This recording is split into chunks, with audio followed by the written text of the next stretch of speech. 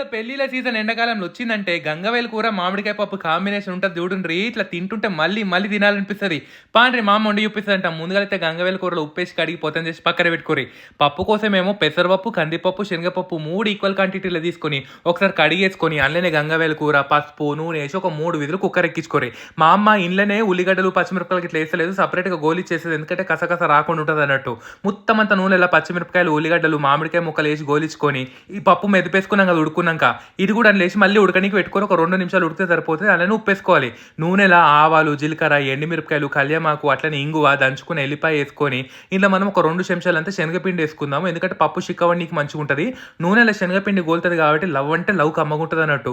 పులుపు కమ్మగా మంచిగా ఉంటుంది. తాలిపేయంగానే మూత పెట్టేసి బంద్ చేసేయండి. ఇక ఉడుకుడు కన్నంలో మొత్తం అంతా నెయ్యి కొట్టేసుకొని ఈ గంగవాయిల కూర, మామిడికాయ పప్పు కలుపుకొని తిన్నారనుకోరి ఎంత మంచిగా ఉంటుంది అంటే అబ్బా తోడు ఎంత మంచిగా ఉంటుంది అంటే అంత మంచిగా ఉంటుంది. మీరు ఒకసారి ట్రై చేయండి.